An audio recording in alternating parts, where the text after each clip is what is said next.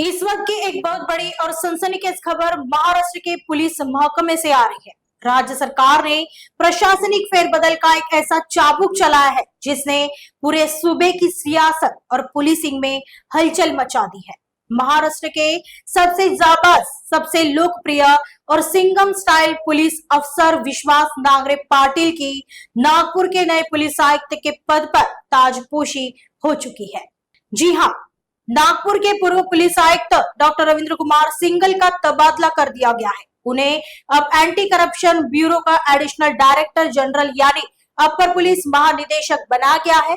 लेकिन सबसे बड़ी चर्चा है नागपुर कप्तानी की, जिसकी कमान अब एक ऐसे जाबाज के हाथ में है जिसके नाम से ही अपराधियों के पसीने छूट जाते हैं। 26/11 का वो खौफनाक मंजर, ताज होटल में आतंकियों की गोलियां और सामने सीना तान कर खड़े विश्वास नांगरे पाटिल। 1997 के बैच के आईपीएस अधिकारी विश्वास नांगरे पाटिल सिर्फ एक नाम नहीं बल्कि महाराष्ट्र पुलिस का एक ब्रांड है।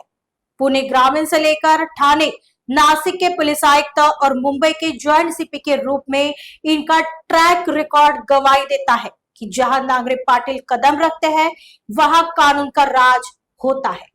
युवाओं के आइकॉन और अपनी कड़क कार्यशैली के लिए मशहूर विश्वास नांगरे पाटिल अब नागपुर की सुरक्षा का जिम्मा संभालेंगे। लेकिन रुकिए, नागपुर पुलिस आयुक्त की ये कुर्सी जितनी रसूखदार है, कांटों का ताज भी उतनी ही बड़ी है। उपराजधानी नागपुर में इस वक्त एक नए बॉस के सामने चुनौतियों का पहाड़ खड़ा है।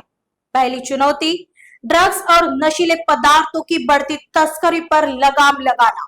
दूसरी चुनौती, शातिर साइबर अपराधियों पर नकेल कसना।